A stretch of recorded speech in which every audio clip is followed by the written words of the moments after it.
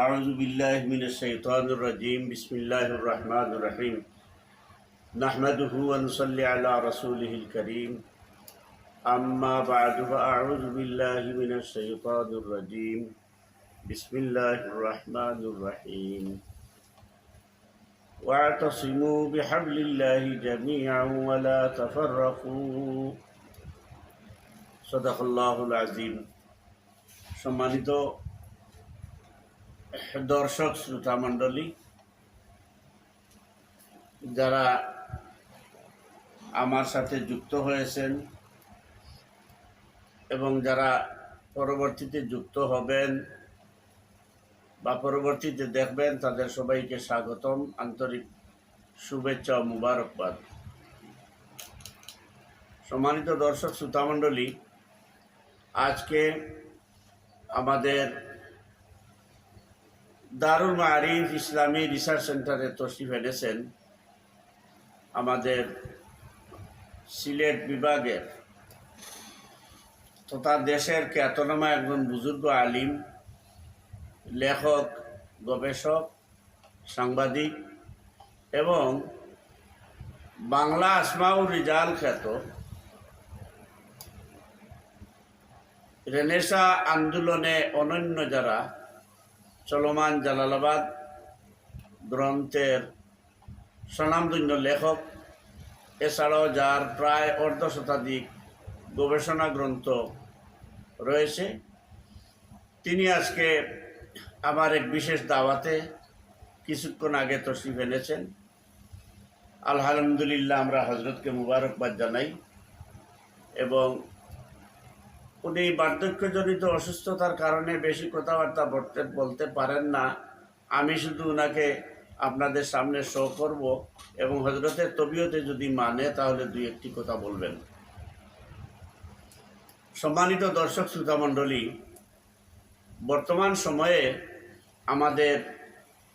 আমাদের দেশে একটি বিষয় নিয়ে খুব বেশি বলাবলি লেখালেখি হচ্ছে। সে বিষয়টি হচ্ছে ঐক্য।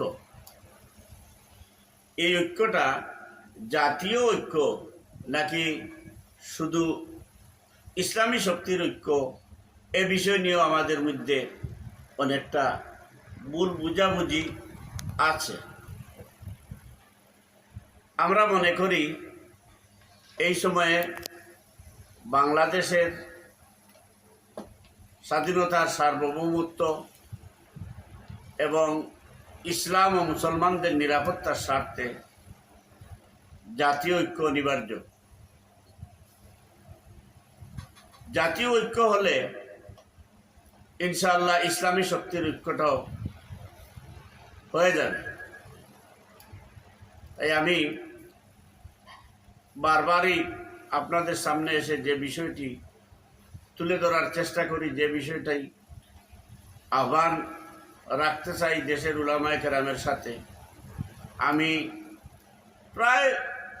প্রায় প্রতিটি বড় ইসলামী দল যারা আছেন অনেকের সাথে ইতিমধ্যে যোগাযোগ হয়েছে এবং যোগাযোগ রক্ষা করে চলেছি দ্বীনী ভাই হিসাবে।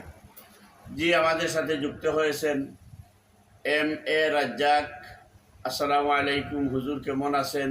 আমাদের জন্য দোয়া করবেন। ওয়ালাইকুম আসসালাম রহমতুল্লাহি ওয়া বারাকাতুহু। জি, আপনাদের জন্য দোয়া আছে, আমার জন্য দোয়া করবেন। আমি শারীরিকভাবে অসুস্থ, আলহামদুলিল্লাহ এই কয়েকদিন যাবৎ মোটামুটি আল্লাহ রব্বুল আলামিনের যতটুকু সুস্থতা এই সময়ে রাখার দরকার মনে করছেন, আলহামদুলিল্লাহ এই সুস্থতা নিয়ামত আমাকে দিয়ে রেখেছেন।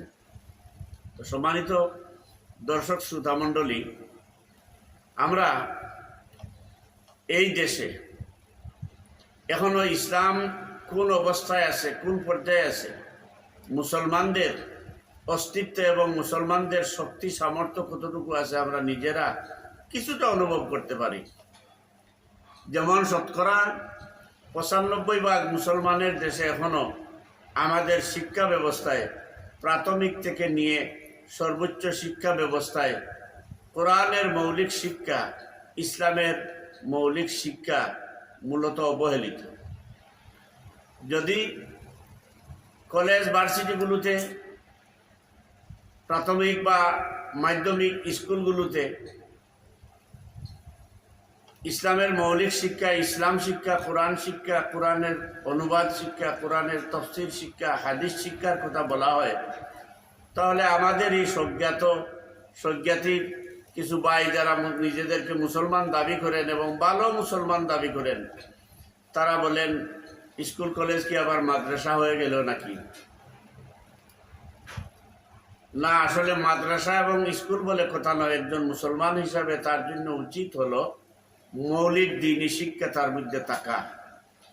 একজন মানুষ ইঞ্জিনিয়ার হোক, বিজ্ঞানী হোক, ম্যাজিস্ট্রেট হোক, চিকিৎসক হোক, তার মধ্যে যদি দ্বীন থাকে, আল্লাহ ভীতি থাকে, কোরআন হাদিসের মধ্যে হালাল হারামের যে পরিচয় দেয়া হয়েছে এবং হারাম বক্ষণের পরিণতি সম্পর্কে যদি তার মধ্যে জ্ঞান থাকে, তাহলে সে আর রাষ্ট্রের সম্পদ গ্রাস করবে না, দেশের টাকা বিদেশে পাচার করবে না, মানুষকে ধরে এনে আয়না করে দিবে না, মানুষকে ধরে এনে জোরপূর্বক স্বীকারোক্তি আদায় করে, মানুষকে ধরে এনে তার মাধ্যমে মিথ্যা সাক্ষী দিয়ে বিচারের নামে প্রহসন করে মজলুম নিরীহ মানুষগুলোকে হত্যা করতে পারবে না, মানুষকে গুম করতে পারবে না।